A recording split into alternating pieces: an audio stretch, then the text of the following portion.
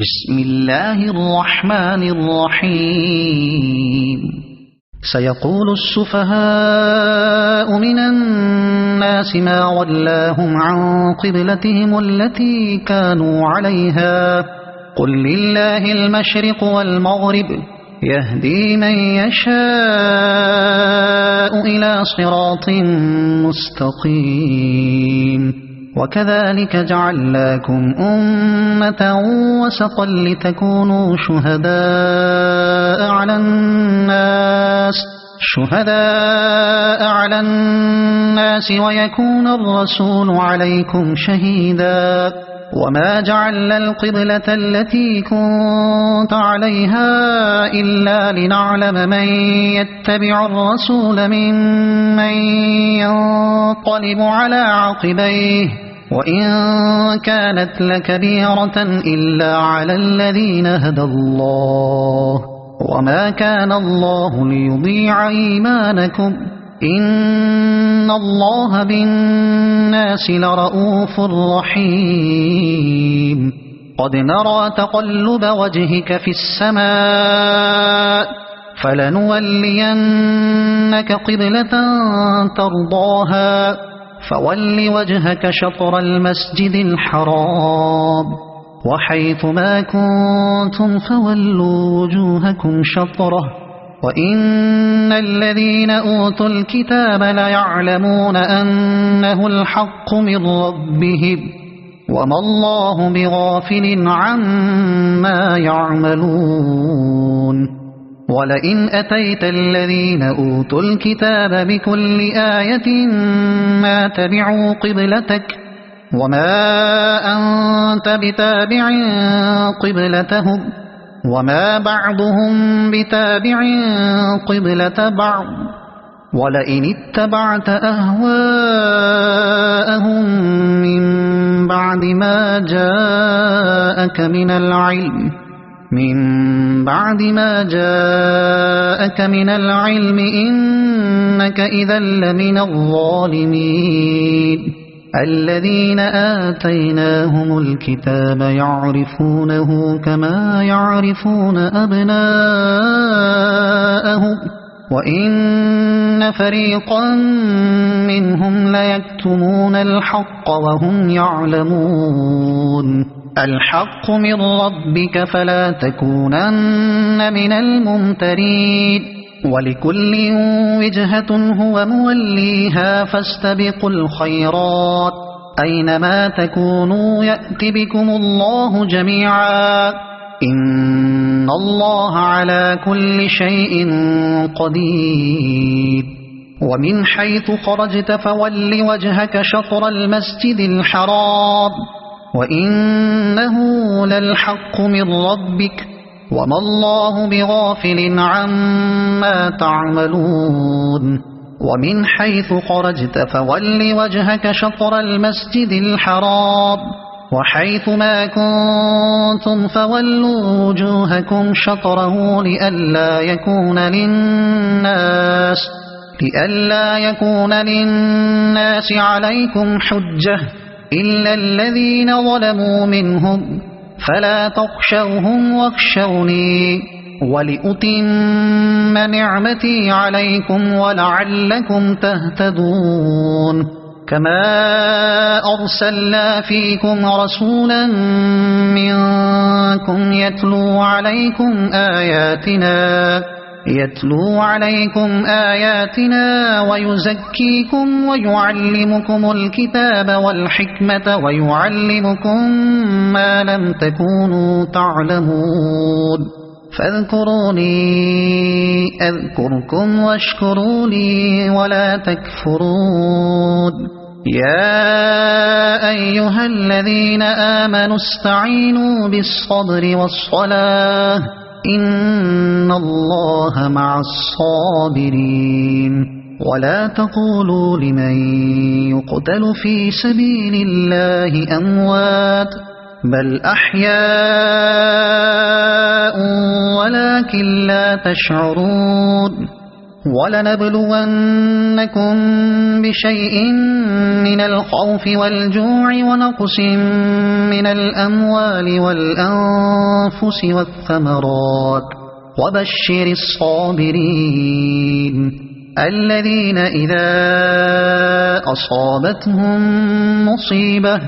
الذين إذا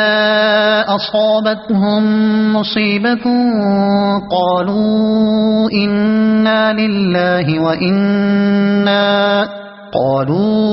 إنا لله وإنا إليه راجعون أولئك عليهم صلوات من ربهم ورحمة وأولئك هم المهتدون إن الصفا والمروة من شعائر الله فمن حج البيت أو اعتمر فلا جناح عليه أن يطوف بهما ومن تطوع خيرا فإن الله شاكر عليم إن الذين يكتمون ما أنزلنا من البينات والهدى من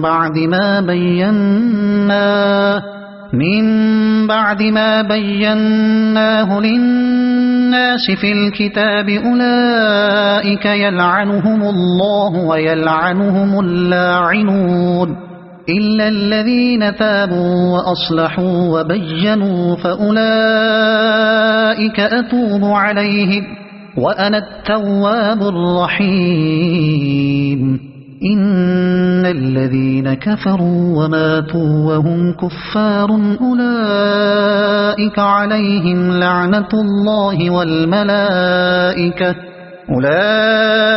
عليهم لعنة الله والملائكة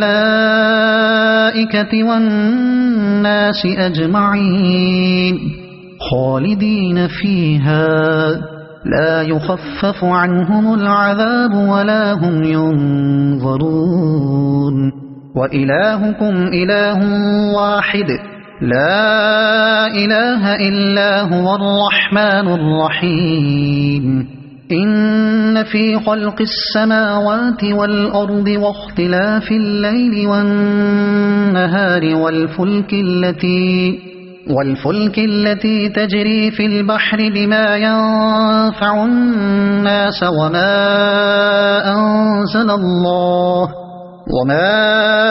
أنزل الله من السماء من ماء فأحيا به الأرض بعد موتها وبث فيها من كل دابة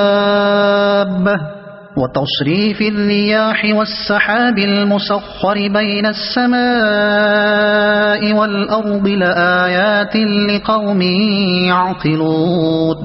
ومن الناس من يتخذ من دون الله أندادا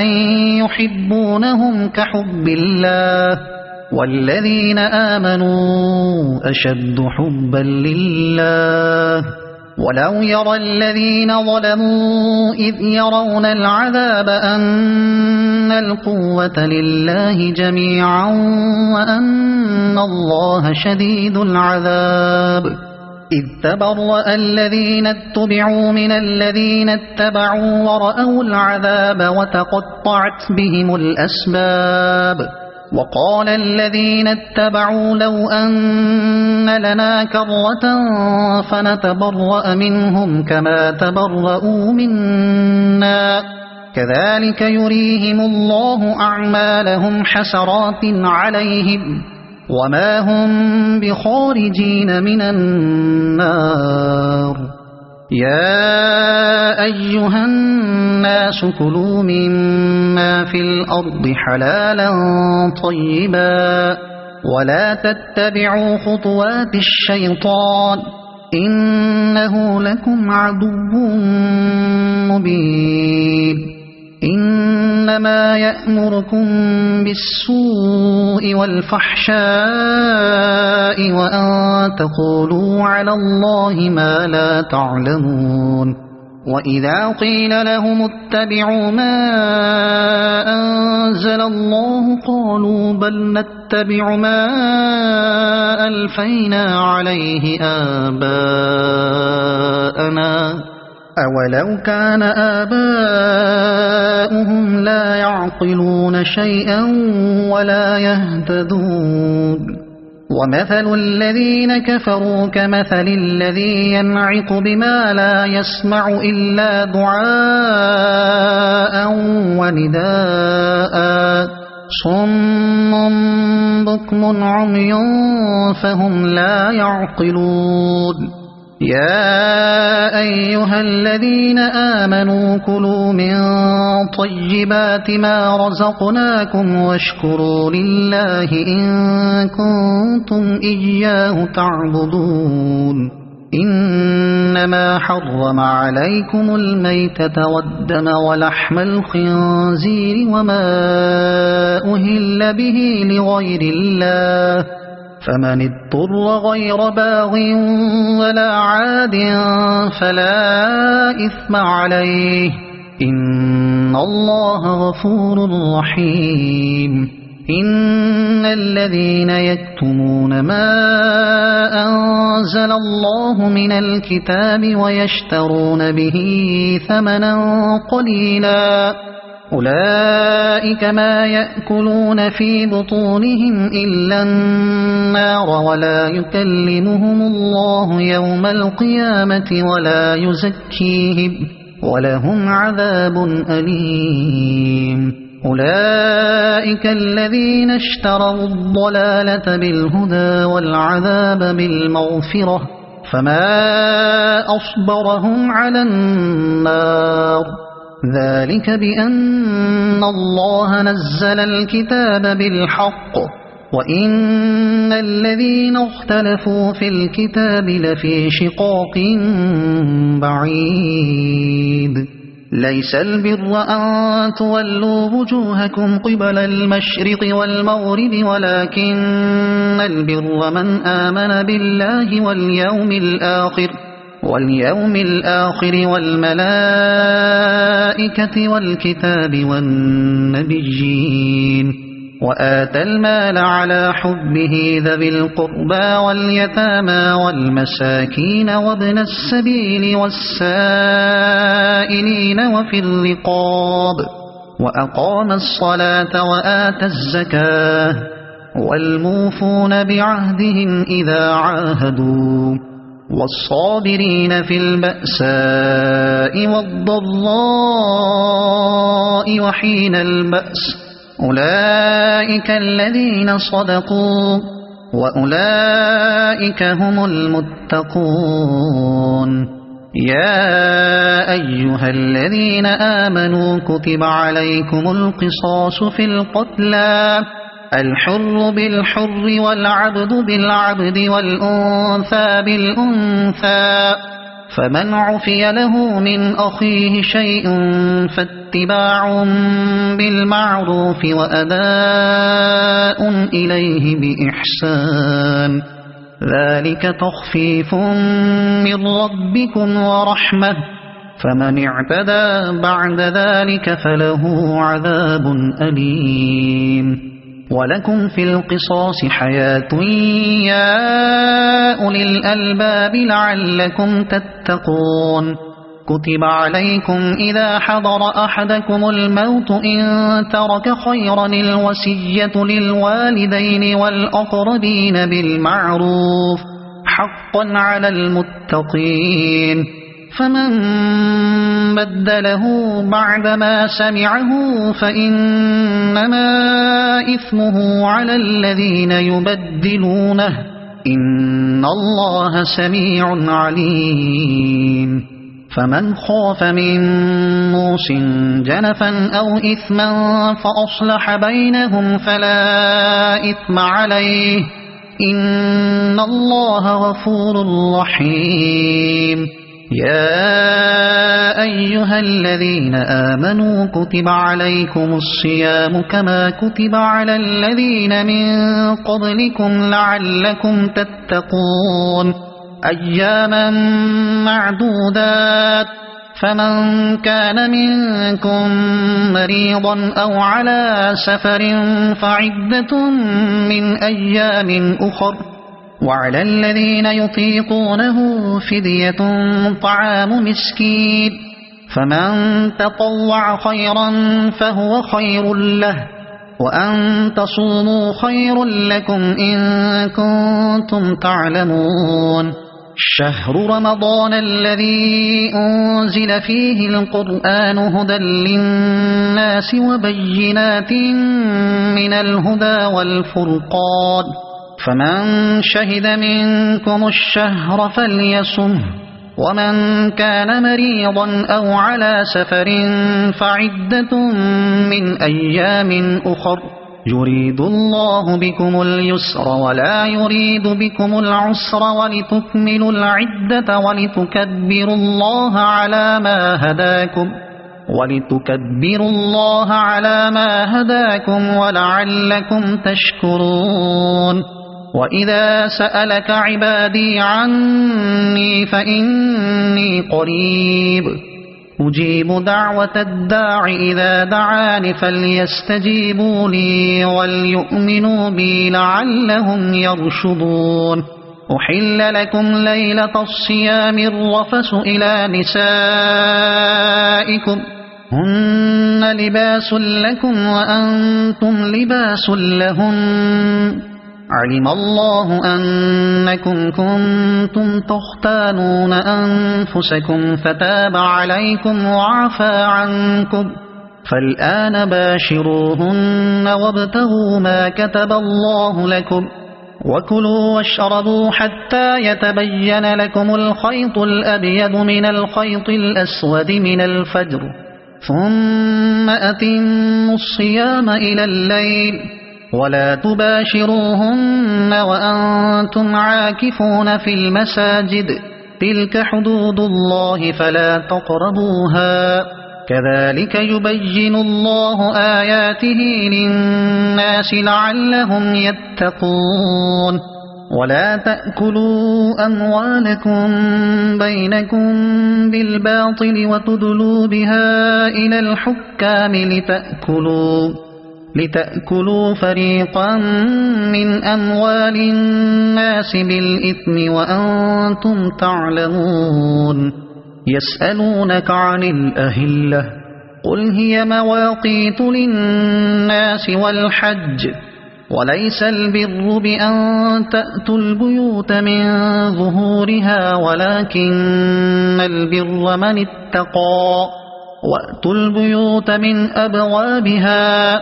واتقوا الله لعلكم تفلحون وقاتلوا في سبيل الله الذين يقاتلونكم ولا تعتدوا إن الله لا يحب المعتدين واقتلوهم حيث ثقفتموهم وأخرجوهم من حيث أخرجوكم والفتنة أشد من القتل ولا تقاتلوهم عند المسجد الحرام حتى يقاتلوكم فيه فإن قاتلوكم فاقتلوهم كذلك جزاء الكافرين فإن انتهوا فإن الله غفور رحيم وقاتلوهم حتى لا تكون فتنة ويكون الدين لله فإن انتهوا فلا عدوان إلا على الظالمين الشهر الحرام بالشهر الحرام والحرمات قصاص فمن اعتدى عليكم فاعتدوا عليه بمثل ما اعتدى عليكم واتقوا الله واعلموا أن الله مع المتقين وأنفقوا في سبيل الله ولا تلقوا بأيديكم إلى التهلكة وأحسنوا إن الله يحب المحسنين وأتموا الحج والعمرة لله، فإن أحصرتم فما استيسر من الهدي، ولا تحلقوا رؤوسكم حتى يبلغ الهدي محله، فمن كان منكم مريضا أو به أذى من رأسه ففدية من صيام أو صدقة أو نسك، فإذا أمنتم فمن تمتع بالعمرة إلى الحج فما استيسر من الهدي، فمن لم يجد فصيام 3 أيام في الحج و7 إذا رجعتم، تلك 10 كاملة، ذلك لمن لم يكن أهله حاضر المسجد الحرام. واتقوا الله واعلموا أن الله شديد العقاب. الحج أشهر معلومات، فمن فرض فيهن الحج فلا رفث ولا فسوق ولا جدال في الحج، وما تفعلوا من خير يعلمه الله، وتزودوا فإن خير الزاد التقوى، واتقون يا أولي الألباب. ليس عليكم جناح أن تبتغوا فضلا من ربكم، فإذا أفضتم من عرفات فاذكروا الله عند المشعر الحرام، واذكروه كما هداكم، وإن كنتم من قبله لمن الضالين. ثم أفيضوا من حيث أفاض الناس واستغفروا الله، إن الله غفور رحيم. فإذا قضيتم مناسككم فاذكروا الله كذكركم آباءكم أو أشد ذكرا، فمن الناس من يقول ربنا آتنا في الدنيا وما له في الآخرة من خلاق، ومنهم من يقول ربنا آتنا في الدنيا حسنة وفي الآخرة حسنة وقنا عذاب النار. أولئك لهم نصيب مما كسبوا والله سريع الحساب. واذكروا الله في أيام معدودات، فمن تعجل في يومين فلا إثم عليه، ومن تأخر فلا إثم عليه لمن اتقى، واتقوا الله واعلموا أنكم إليه تحشرون. ومن الناس من يعجبك قوله في الحياة الدنيا ويشهد الله على ما في قلبه وهو ألد الخصام، وإذا تولى سعى في الأرض ليفسد فيها ويهلك الحرث والنسل، والله لا يحب الفساد. وإذا قيل له اتق الله أخذته العزة بالإثم فحسبه جهنم ولبئس المهاد. ومن الناس من يشري نفسه ابتغاء مرضات الله والله رؤوف بالعباد. يا أيها الذين آمنوا ادخلوا في السلم كافة ولا تتبعوا خطوات الشيطان إنه لكم عدو مبين. فإن زللتم من بعد ما جاءتكم البينات فاعلموا أن الله عزيز حكيم. هل ينظرون إلا أن يأتيهم الله في ظلل من الغمام والملائكة وقضي الأمر وإلى الله ترجع الأمور. سل بني إسرائيل كم آتيناهم من آية بينة ومن يبدل نعمة الله من بعد ما جاءته فإن الله شديد العقاب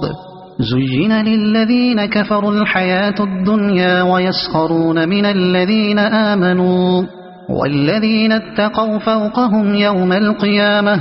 والله يرزق من يشاء بغير حساب كان الناس أمة واحدة فبعث الله النبيين مبشرين ومنذرين وأنزل معهم الكتاب بالحق ليحكم بين الناس فيما اختلفوا فيه وما اختلف فيه إلا الذين أوتوه من بعد ما جاءتهم البينات بغيا بينهم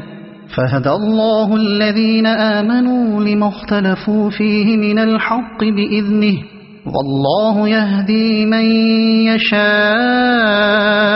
إلى صراط مستقيم أم حسبتم أن تدخلوا الجنة ولما يأتكم مثل الذين خلوا من قبلكم مستهم البأساء والضراء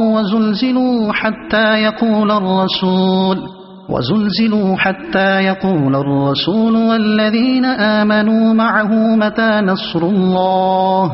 ألا إن نصر الله قريب يسألونك ماذا ينفقون قل ما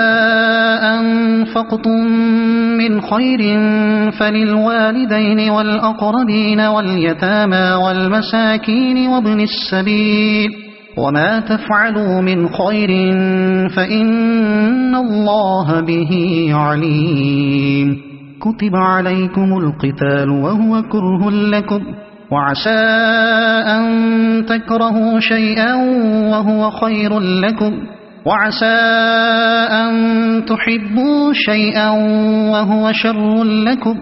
والله يعلم وأنتم لا تعلمون يسألونك عن الشهر الحرام قتال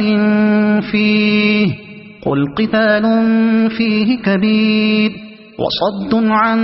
سبيل الله وكفر به والمسجد الحرام وإخراج أهله منه أكبر عند الله والفتنة أكبر من القتل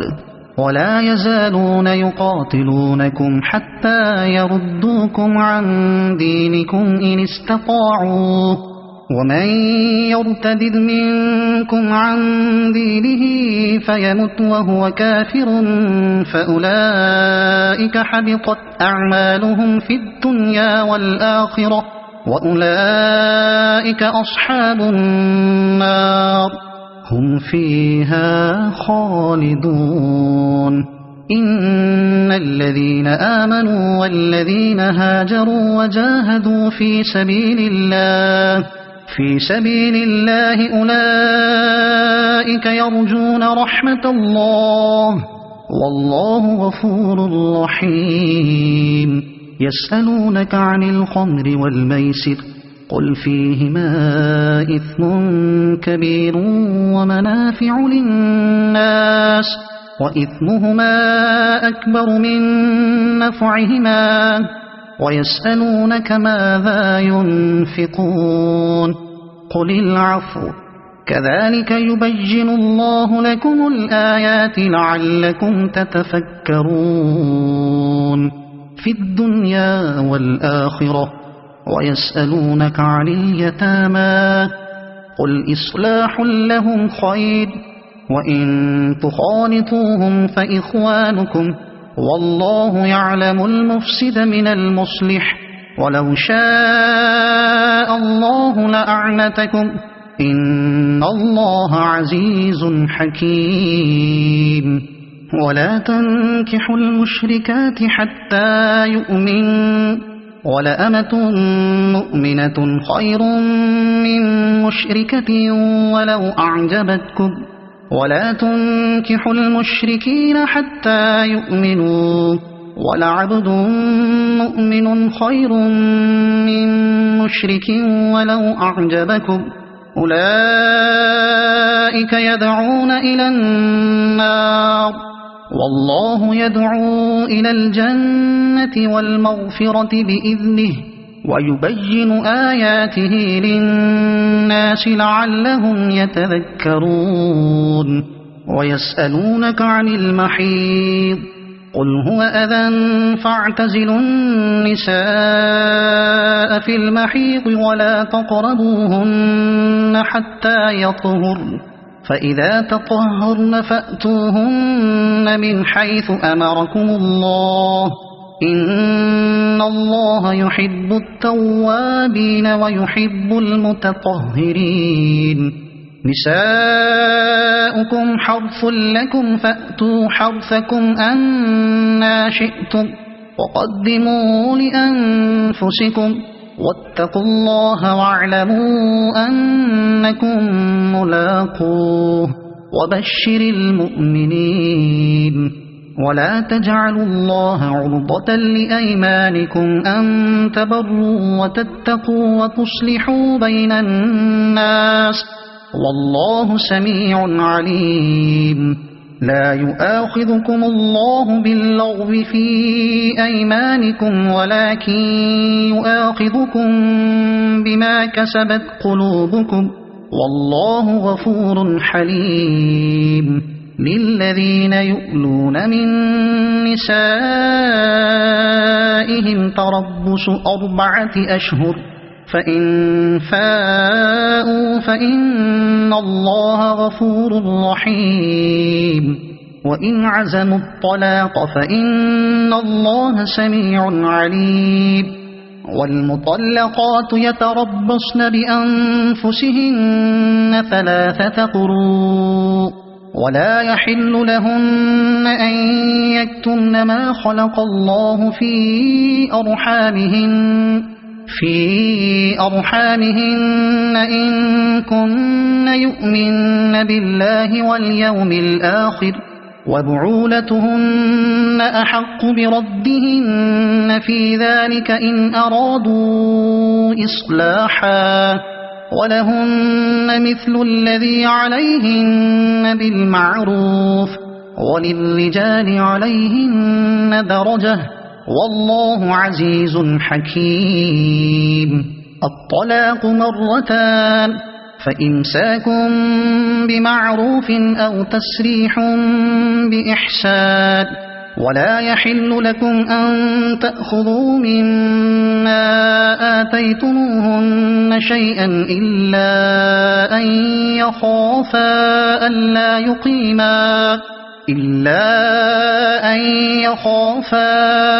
ألا يقيما حدود الله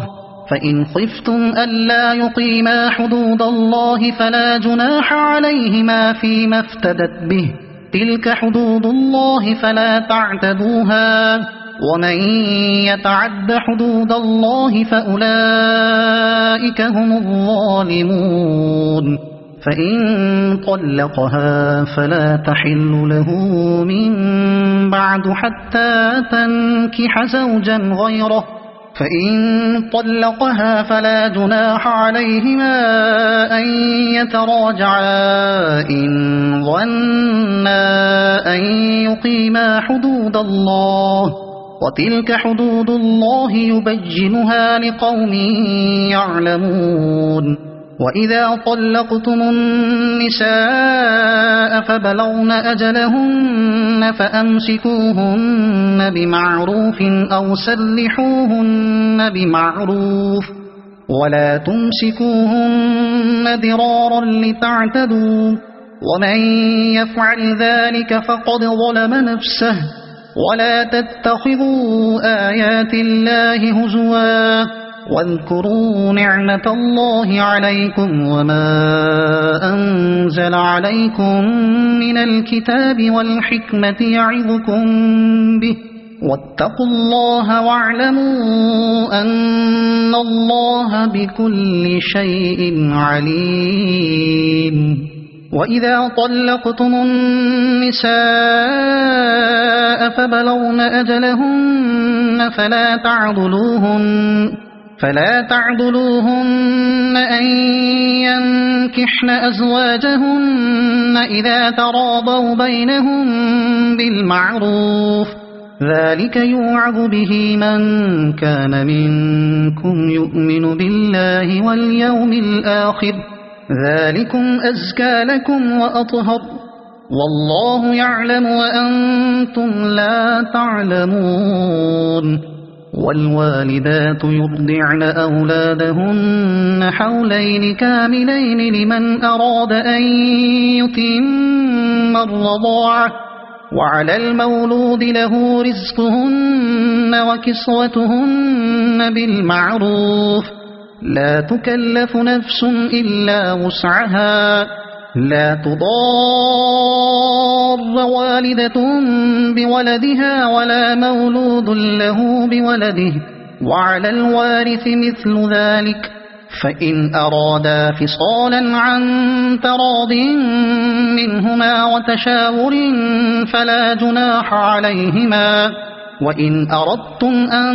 تسترضعوا أولادكم فلا جناح عليكم إذا سلمتم ما آتيتم بالمعروف، واتقوا الله واعلموا أن الله بما تعملون بصير. والذين يتوفون منكم ويذرون أزواجا يتربصن بأنفسهن 4 أشهر وعشرا، فإذا بلغن أجلهن فلا جناح عليكم فيما فعلن في أنفسهن بالمعروف، والله بما تعملون خبير. ولا جناح عليكم فيما عرضتم به من خطبة النساء أو أكننتم في أنفسكم، علم الله أنكم ستذكرونهن ولكن لا تواعدوهن سرا إلا أن تقولوا قولا معروفا، ولا تعزموا عقدة النكاح حتى يبلغ الكتاب أجله، واعلموا أن الله يعلم ما في أنفسكم فاحذروه، واعلموا أن الله غفور حليم. لا جناح عليكم إن